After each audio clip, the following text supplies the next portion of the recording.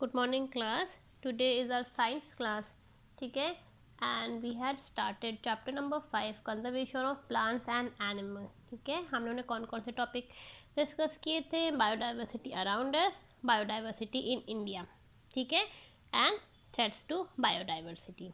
ठीक है, आज हम लोग स्टार्ट करेंगे need for conservation of biodiversity. Biodiversity को कंजर्व करने का हमें क्या ज़रूरत पड़ती है, उसकी क्या नीड है. ठीक है, now let us start. Conservation of biodiversity is essential because biodiversity maintains balance in nature और balance in the ecosystem. ठीक है, बायोडाइवर्सिटी को मेंटेन करने से क्या होता है? There is a balance in nature. ठीक है, आप प्लांट्स को आप कंजर्व करोगे, आप एनिमल्स को कंजर्व करोगे, उनको एक्सप्लॉइट नहीं करोगे, so there will be a balance in nature. ठीक है, इम्बैलेंस क्रिएट नहीं होगा. ठीक है, wildlife, animals and plants provide a variety of commodities. ठीक है, एक variety of commodities मिलती है हमें और humans को बहुत commodities मिलती हैं. ठीक है, through whom? Through wild animals and plants. Wildlife is needed for breeding programs in agriculture. ठीक है, breeding animals होते हैं sheep, cow, goat. ठीक है, so wildlife is needed for breeding programs in agriculture, horticulture, sericulture. ठीक है, agriculture, horticulture, sericulture, apiculture, इसमें breeding programs में वाइल्ड लाइफ इज नेसेसरी. ठीक है, we human beings are a part of nature and all the components of nature are interdependent. ठीक है, आप ये नहीं कह सकते कि humans are the most important. ठीक है, plants are the most important. All the components of nature. ठीक, human beings, wild life, plants, ठीक, flora, fauna and human being, all the components of nature are interdependent. ठीक, ये तीनों जो components है वो आपस में interdependent है. Any damage to its biodiversity will threaten the whole support system and will be a threat to human existence. Therefore, biodiversity needs to be conserved. ठीक है, अब ऐसा नहीं हो सकता कि आप वाइल्ड लाइफ को कंजर्व ना करो या फौना को कंजर्व ना करो and there will be no damage to the human beings. ठीक है, there will be no threat to human existence. It is not possible. अगर वाइल्ड लाइफ पे या फ्लोरा एंड फौना दोनों पे अगर कोई there is a threat, then the threat there will be for the human existence also. ठीक है, therefore the biodiversity needs to be conserved. Clear है? Now coming on to flora and fauna. The plants found typically in particular area form the flora of that area. ठीक है, ये पहले भी discuss किया था. फ्लोरा क्या होता है? एक पर्टिकुलर एरिया के जितने भी प्लांट्स होते हैं, जितने भी ट्रीज हैं, जितने भी species of plants and trees है, they all come under flora.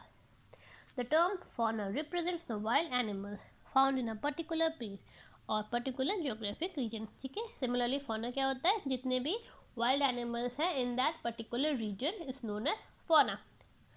For example, trees of jamun, mango, guava, pine, fir, oak, deodar, bamboo from the flora of Himachal Pradesh. अब ये सारे जो ट्रीज हैं वो हिमाचल प्रदेश के फ्लोरा हैं.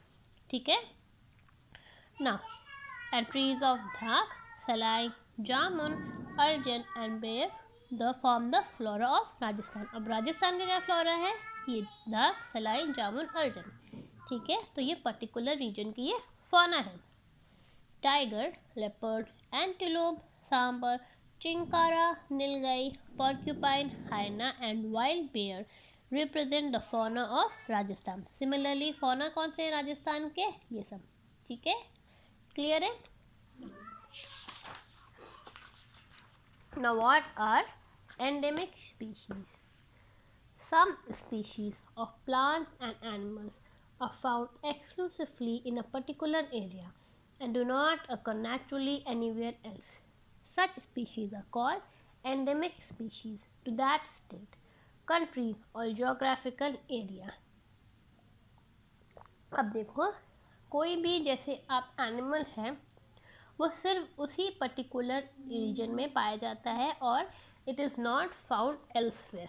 ठीक, तो वो जो है उस एनिमल को हम बोलेंगे endemic species to that state, country और जोग्राफिकल एरिया।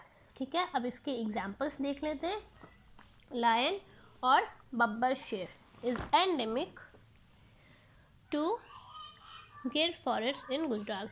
अब ये जो लायन और बब्बर शेर है ये गिर फॉरेस्ट इन गुजरात के अलावा और कहीं नहीं पाए जाएंगे। ठीक है, they will be only found in Gir forest in Gujarat, so it is a endemic species.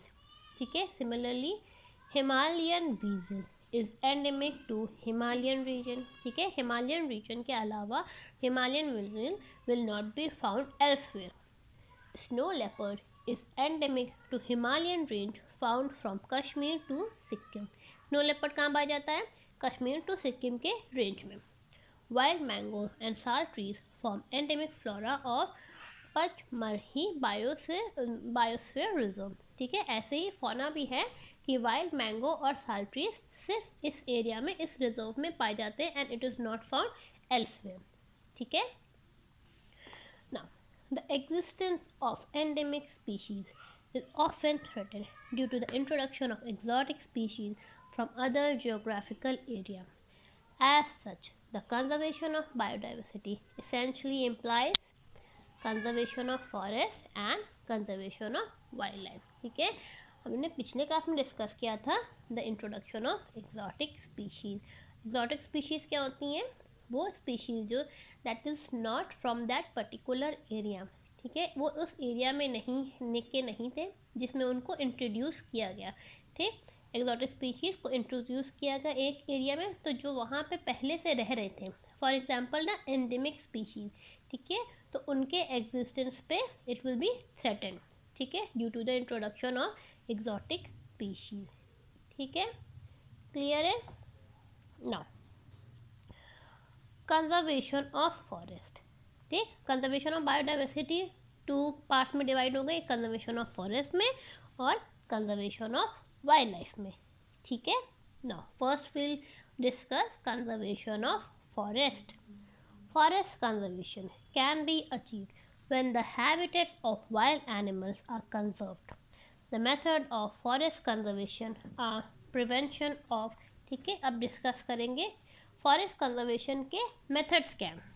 First is prevention of cutting trees. सबसे पहले तो ट्रीज को काटना बंद किया जाए।